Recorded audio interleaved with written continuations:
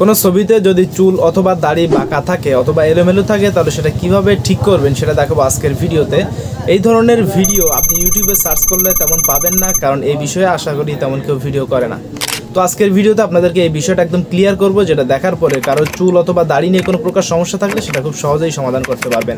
তাছাড়া সবথেকে বড় কথা হচ্ছে আজকে আমাদেরকে একজন ইনবক্স করছিল, তার একটা ছবিতে এই ধরনের সমস্যা ছিল, এই কারণেই মূলত ভিডিওটা তৈরি করা। তো চলুন ভিডিওর মেন পার্টে চলে যাচ্ছি, বেশি কথা বলবো না। তো যারা নতুন আছেন আমাদের ফেসবুক পেজটিকে ফলো করে রাখবেন, আর যারা ইউটিউব থেকে দেখতেছেন তারা অবশ্যই সাবস্ক্রাইব করে রাখবেন। আমাদের ইউটিউব চ্যানেলের নাম আসাদ টেক জোন। তো আমরা চলে আসলাম কম্পিউটার স্ক্রিনে। এখানে দেখতে পাচ্ছেন এই ছবিটা মূলত আমাদেরকে পাঠানো হয়েছে।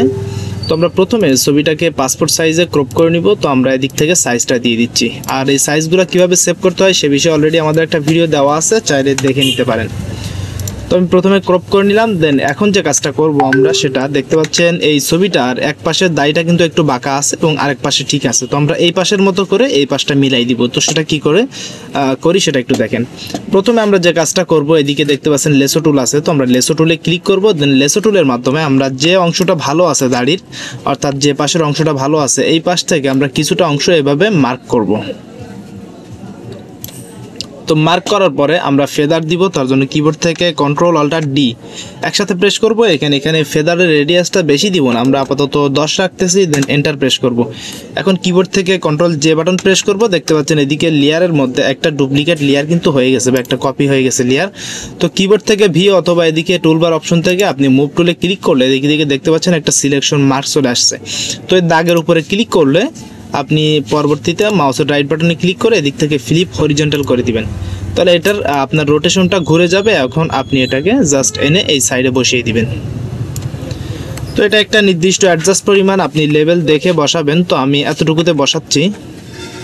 তো বসানোর পরে উপরের লেয়ারে থাকা অবস্থায় আপনি যে কাজটা করবেন, এদিক থেকে ইরেজার টুলে ক্লিক করবেন। দেন ইরেজার টুলে ক্লিক করার পরে এদিক থেকে ব্রাশের সাইজটা তো অ্যাডজাস্ট করবেন, পাশাপাশি ব্রাশ এদিক থেকে একটা স্মুথ টাইপের ব্রাশ নিতে হবে।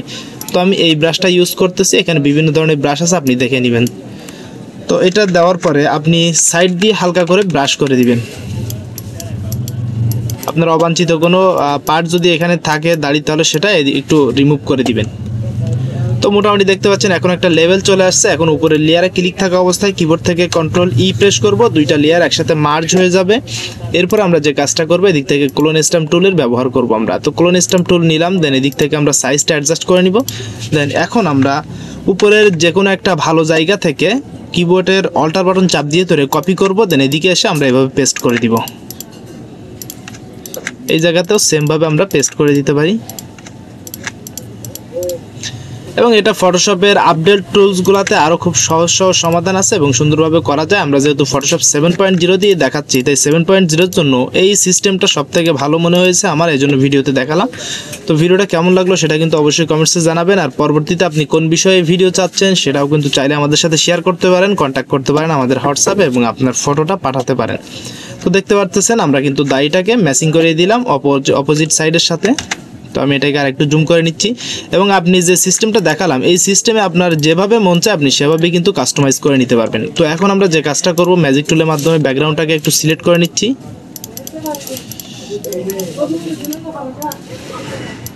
এই যে সিলেক্ট করে নিলাম। এখন কিবোর্ড থেকে কন্ট্রোল অল্টার ডি প্রেস করে এখানে ফেদারে 2 রেখে এন্টার করব, এবং এদিক থেকে আমরা ব্যাকগ্রাউন্ডের একটা কালার সেট করে নিব। তো আমি এই কালারটা সেট করে নিলাম, এদিক থেকে হালকা একটু ডিপ করে দিলাম এবং কন্ট্রোল ব্যাক স্পেস দিলাম। দেখতে পাচ্ছেন আমাদের ছবিটা সম্পূর্ণভাবে রেডি। তো এই ছিল আজকের ভিডিও। কেমন লাগলো জানিয়ে অবশ্যই কমেন্টস করবেন, আর পরবর্তী ভিডিওর জন্য অবশ্যই আমাদের চ্যানেলটিকে সাবস্ক্রাইব করে রাখবেন।